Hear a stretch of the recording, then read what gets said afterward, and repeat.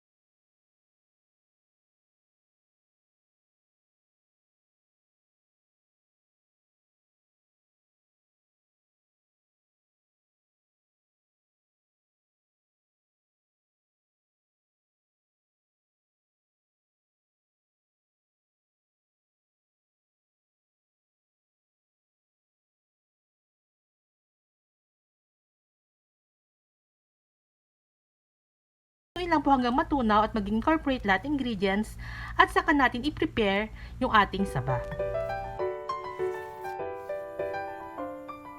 Gagamit ako dito ng 6 na piraso ng saging na saba. Gumamit po ako nung hindi masyadong hinog, sakto lang yung pagkahinog niya. Hatiin ito ng 8 piraso.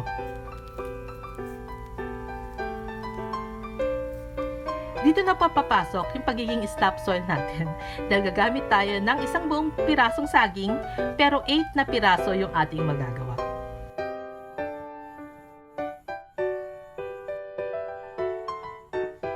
Ito po palang recipe na ito ay pattern sa recipe ng sikat na food vlogger na si Erwan Yusuf. Ilalagay ko po ang kanyang link sa description box.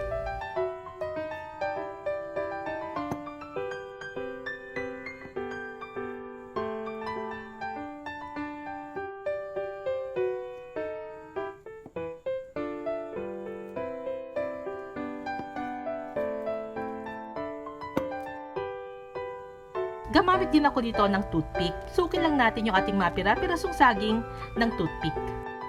At kung mapapansin nyo, dahil maganda yung saging natin at hindi masyadong hinog, hindi siya makukulog. Pag dinip na natin siya,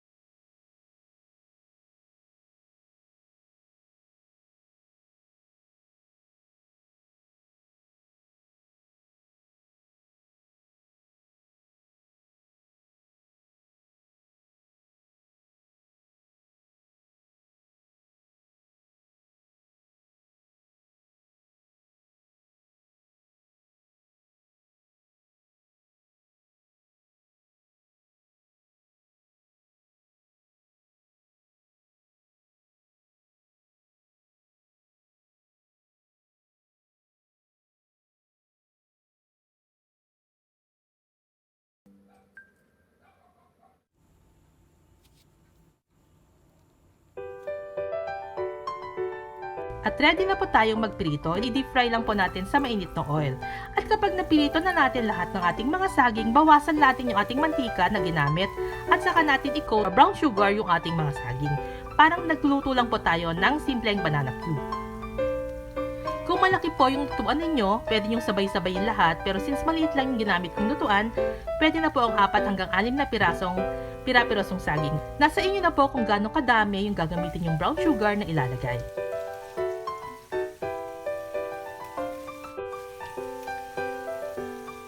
At habang nagpipirito tayo, kung kayo po ay bago lang sa aking channel at hindi pa nakasubscribe, tap lang po ang subscribe button, Hit na rin ang notification bell para lagi kayong notified or updated sa ating bagong videos. Kung gagamitin nyo po itong pangnegosyo, meron po akong costing sa end ng video. At kung mas mahal po o mas mura yung presyo sa lugar ninyo, adjust na lang po ng costing based doon sa aking ginawang costing sa video. Kapag napirito at well-coated na yung ating mga pirasong saging, siguraduhin lang na naalis nating mabuti yung ating mga oil. Meron din po pala akong ginawang isang version, yung hindi nilagyan ng breadcrumbs, nasa end po ng video. Pwede yung i-check yon para may idea kayo kung anong itsura niya. At eto na po yung ating nagawang banana Q corn dog. Masarap to pag medyo mainit pa. Texture na po is malambot sa loob, then crispy sa labas.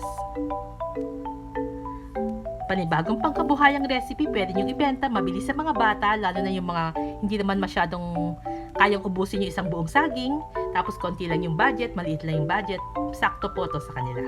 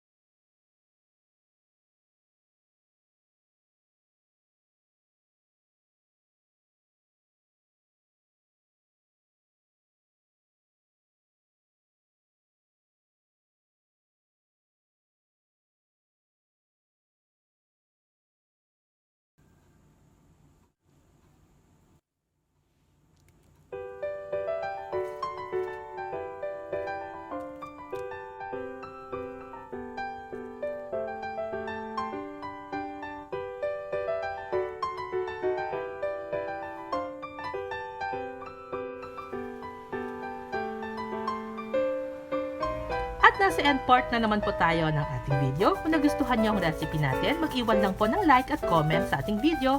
Salamat po sa inyong panonood. Happy cooking, happy eating, and see you on my next video. Bye po! Shout out kay Best of Everything by Arcana, Pondong, Chef Yoges Tasty Food, Aloha TVN, Scrumptious Kitchen, Sarap Recipe, Teens Homemade Foods, Ang Sarap Grabe, and Easy Joms. Thank you po sa inyong pagbisita.